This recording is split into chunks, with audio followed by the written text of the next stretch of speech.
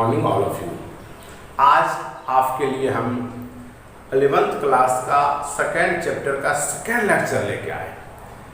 आपको इसके पहले हम पहला लेक्चर में बता चुके हैं कि संबंध क्या होता है, संबंध को मैथमेटिक्स से कैसे जोड़े। उसके बाद आपको कार्त्य समुच्चयों के कार्त्य गुणनफल के बारे में थोड़ा थोड़ा समझा चुके हैं। वहाँ आपको बता चुके थे कि समुच्चयों का कार्त्य गुणनफल अर्थात दो सेट को गुना करते हैं तब प्राप्त होता है। यहाँ कहते हैं दो सेट को गुना कैसे किया जाता है, ये इसके बारे में सीखते हैं। और ये है क्या, थोड़ा सा परिभाषा देते तब से एग्जाम्पल समझते हैं। देखिए क्या कहता है, सेट ए तथा बी, ए एंड बी दो समुच्चय ए एंड बी। शर्त है बेटा दो नॉन एम्प्टी सेट हो, ये याद रखेंगे आप। ए और बी क्या हो, दो नॉन एम्प्टी, इसका मतलब करेक्ट होने चाहिए, खाली नहीं, कुछ ना कुछ एलिमेंट्स है। फिर देखो क्या कहता है, सेट ए तथा बी का कार्टेशियन प्रोडक्ट अर्थात कार्त्य गुणनफल उन सभी ऑर्डर्ड पेयर क्रमिक युग्म, ये नहीं पढ़ना है, इसको अंडर में ध्यान देंगे, क्रमिक युग्म का सेट होता है जिसका प्रथम घटक सेट ए का और द्वितीय घटक सेट बी का एलिमेंट से बनता है। यानी एक ऐसा ऑर्डर पेयर हो, ऑर्डर पेयर क्रमिक युग्म मतलब होता है जोड़ा, और क्रमिक मतलब क्रम से जोड़ा। ऐसा जब बनते हैं जैसे 1 2 3 4 ए बी जोड़ा है ना, क्रम का जोड़ा है, तो आप ऐसे को कहते हैं क्रमिक युग्म कहते हैं गुणनफल। लेकिन साथ बनता कैसे, इसके लिए देखते हैं इसका प्रथम घटक है तो यदि ए गुना बी होगा तो पहला का, दूसरा घटक क्या होगा, दूसरा का। इससे सूचित क्या करते हैं, इसे ए क्रॉस बी से सूचित किया जाता है, ठीक है। तो अर्थात बेटा इस पूरे सेंटेंस को समझ ध्यान देखिए, इस पूरे को आप इससे ही काम चला सकते हो। ये जो लिख रहे हैं A cross B is equal to A B, क्रमिक युग्म। क्रम मतलब क्या होता है, जोड़ा, दो क्रम एक साथ आता है, उसी को कहते हैं। आप इसको याद करो, किसी बिंदु को जब सूचित करते थे कोऑर्डिनेट ज्योमेट्री में 2 3 उसका नियामक होता है, ठीक उसी तरह। तो आप याद रखेंगे ये क्या है, ए बी क्या ऑर्डर पे है, इसको पढ़ते हैं such that A for all, इसको क्या पढ़ते हैं फॉर ऑल या एवरीवन, सभी के लिए, प्रत्येक के लिए, या कोई भी। ये ए जो होगा कैपिटल ए का कोई भी एलिमेंट्स हो सकता है, समझिए, और बी होगा कैपिटल बी का कोई भी एलिमेंट्स हो।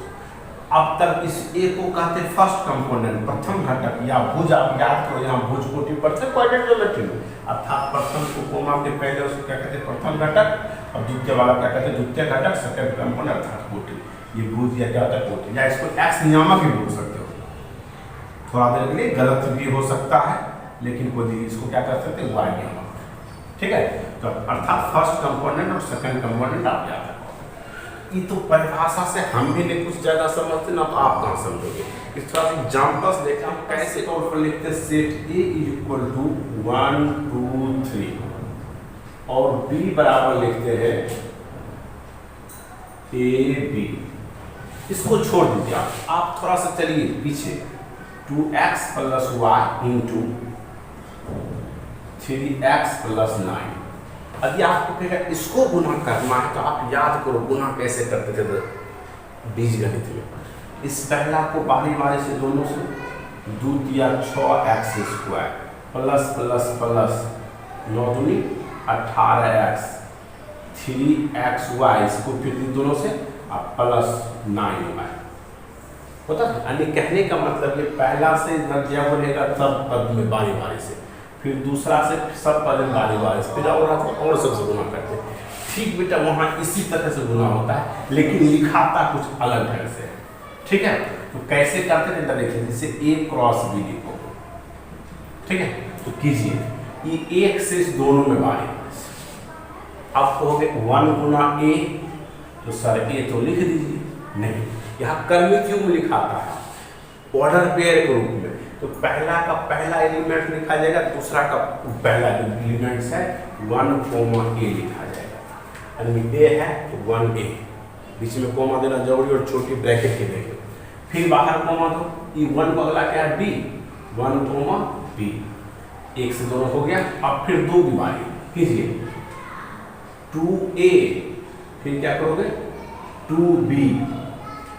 अब किसकी बारी 3 का, 3a 3b, अब थोड़ा सा परिभाषा समझ, देखो क्या कर रहे हैं बेटा, for all A belongs to A, यानी ए का कोई भी एलिमेंट हो या सभी एलिमेंट से बी के सब एलिमेंट से गुना करके इस तरह लिखते हैं, ए को ए बी से, फिर 2 को ए बी से, फिर 3 को ए बी से। देखिए तो इसमें क्या करेंगे, इसमें क्या 1 2 3, इसमें 1 2, तो 3 गुना 2 कितना होता है 6, तो इसमें 6 पेयर होना चाहिए, 6 को जोड़ा होना चाहिए, 1 2 3 4 5 6। ये तो सिर्फ ऑर्डर पेयर है, लेकिन परिभाषा देखिए, ऑर्डर पेयर का सेट होता है, क्या होता है सेट। तो याद करो सेट बनाने का आपको सिखाए थे, कोई भी वस्तु हो कोई भी चीज हो उसको जब कर्ली ब्रैकेट से मेनली ब्रैकेट से घेर देते सेट बन जाता है। तो यहाँ भी सेट बना मेनली ब्रैकेट दे देंगे लास्ट में, और कभी क्या बन जाएगा ए क्रॉस बी, ठीक ना, कोई दिक्कत।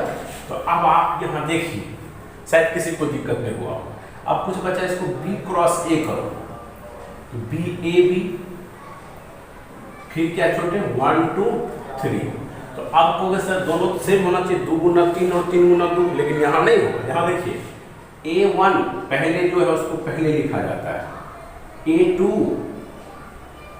B1 B2 C1 C2, और प्रत्येक के बीच में अर्धविराम कोमा, ये आपका क्या हो गया A क्रॉस B क्रॉस है, ए क्रॉस बी क्रॉस है, क्या कोई दिक्कत। तो अब आपको देखना, हमको नहीं लगता किसी को दिक्कत होनी चाहिए, आप सब बच्चा सीख के, खास करके 2 सेट को गुना करने में कहीं कोई दिक्कत है, 3 सेट भी गुना कर सकते हैं, 4 सेट भी एक दूसरे के साथ एक साथ गुना कर सकते हैं उस, लेकिन पहले 2 सेट वाला प्रैक्टिस कर लेंगे, इसको 2 4 5 पर बना लेंगे तब बनाएंगे, ठीक है। एक और देखते हैं, जो पहला एग्जाम्पल हो गया।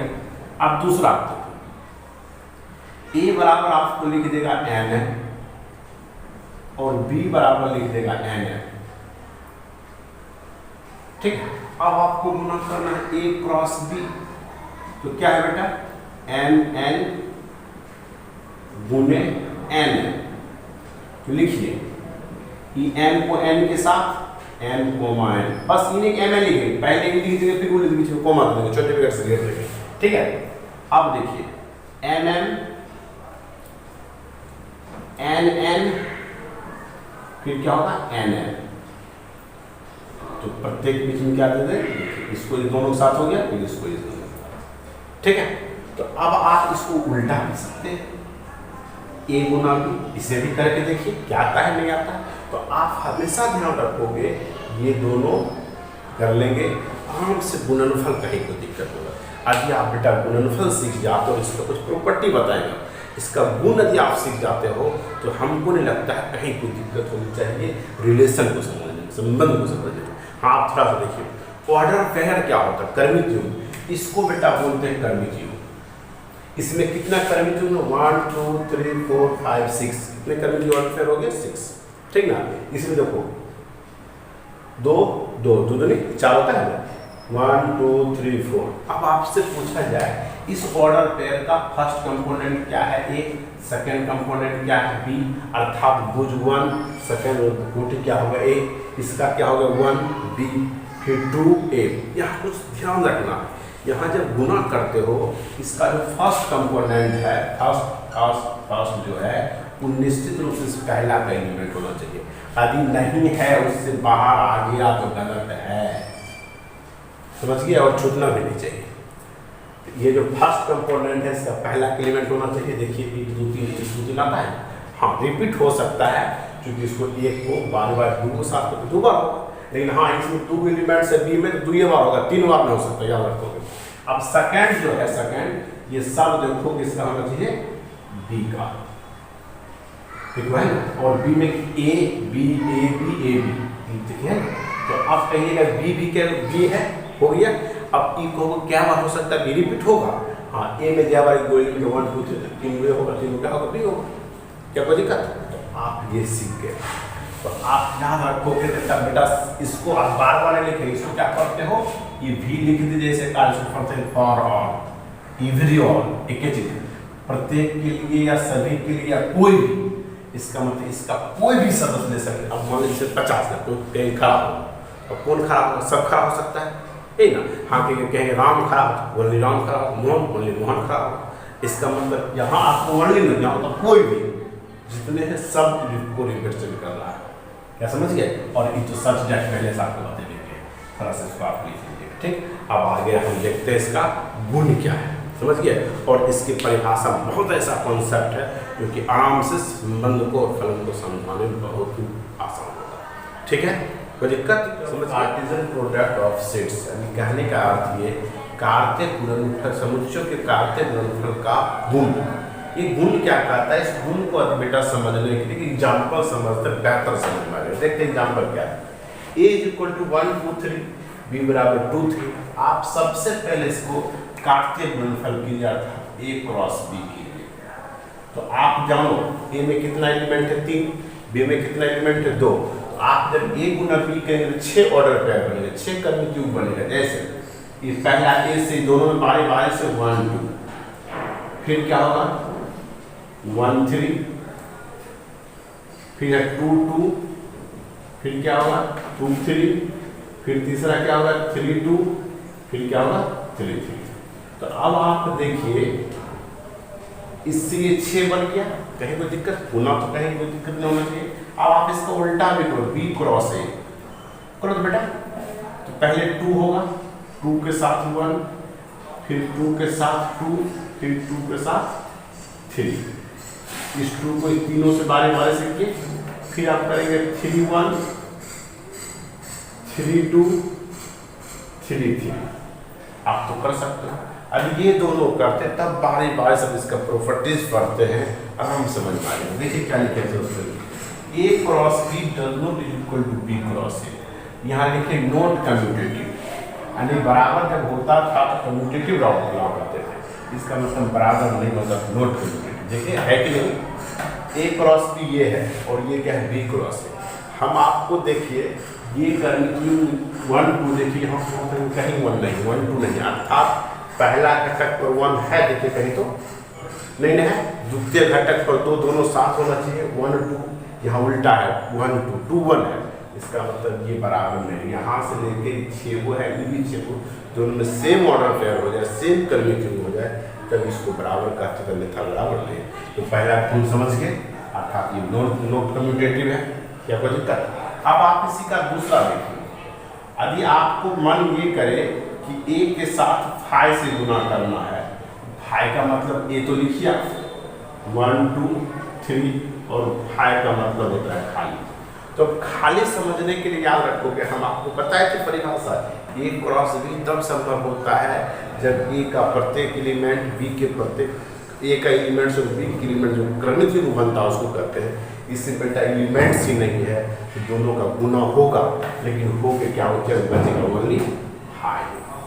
वही यहाँ पे दूसरा गुण लिखे हैं, A क्रॉस फाई क्रॉस है, अर्थात एक और एक समुच हो, एक रिक्त समुच हो, तब दोनों का गुणनफल कार्तीय गुणनफल क्या होगा, फाई होगा, रिक्त ही होगा। आपको कार्तीय गुणनफल सेटिस्फाई करने के लिए A और B दोनों को नॉन इनविटिव बताए, और रिक्त होना चाहिए। यहाँ देखिए फाई और रिक्त नहीं है, रिक्त ना है, इसलिए क्या होगा इसका गुणनफल। क्या समझ गए? अब आप देखिए, समझने के सबसे पहले आपको ये देखना है कि किसी भी वस्तु को खास करके सेट में देखते थे, किसी भी समुच्चय को 2 तरह से निरूपित किया जाता था। पहले होता था एक सेट बिल्डर फॉर्म, दूसरा क्या होता था रोस्टर फॉर्म। तो सेट बिल्डर फॉर्म का मतलब होता था भाषा में लिखो x such that x, a such that x या x such that x लिखते थे, और रोस्टर फॉर्म का मतलब होता था सबको सेम उतारो, सबको बारी बारी से लिखो, प्रत्येक को लिखो, प्रत्येक के बीच में कोमा का चिन्ह।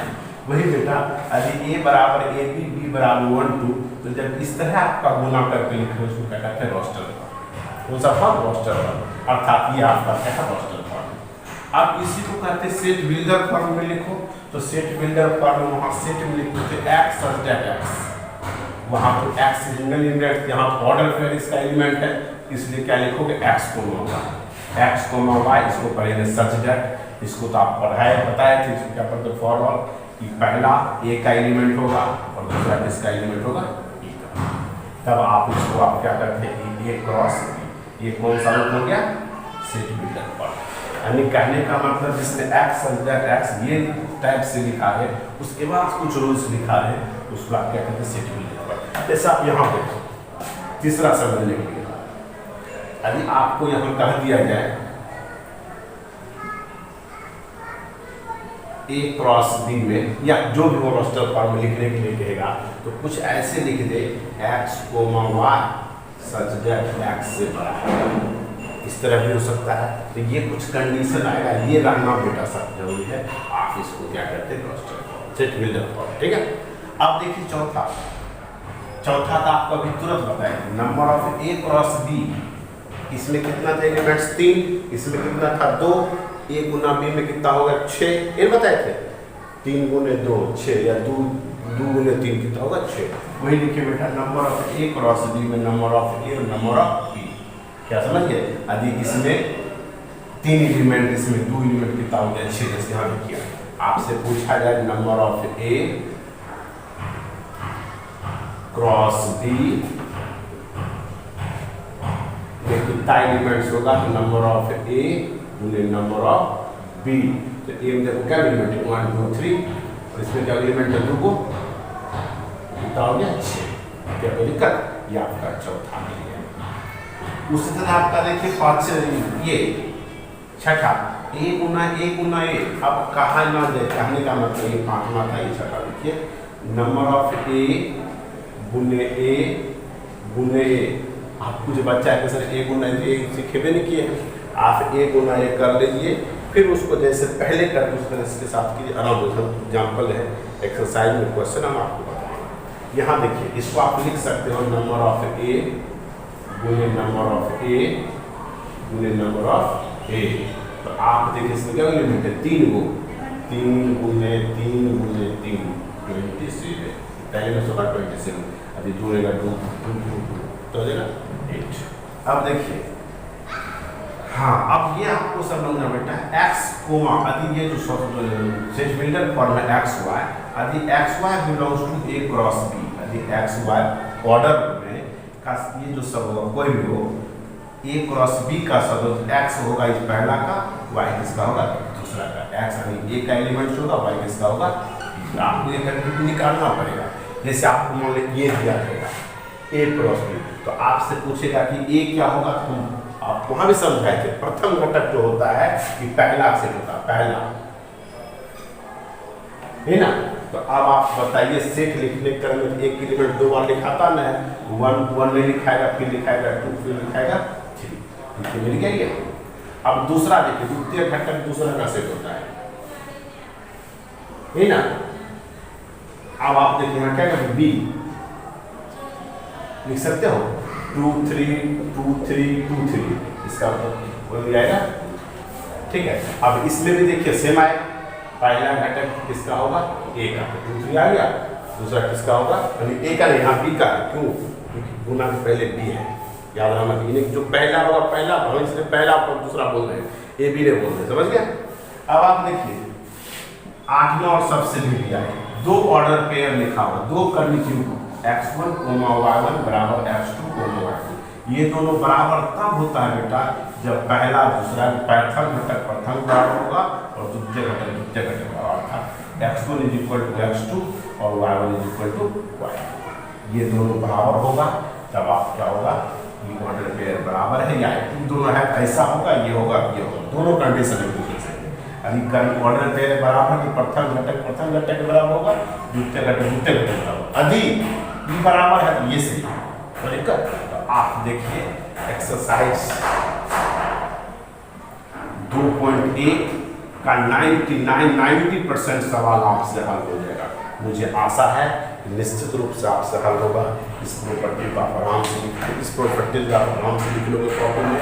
लिखने के बाद आप एक्सरसाइज 2.1 बनाइएगा। NCERT या कोई भी बुक हो जो कि कार्टेशियन प्रोडक्ट से रिलेटेड हो, निश्चित रूप से सवाल बना जाएगा। ठीक है, अगला वीडियो को हम इस पर देखेंगे, नहीं होगा तो रिलेशन पर डालेंगे, कोई दिक्कत। बहुत बहुत धन्यवाद।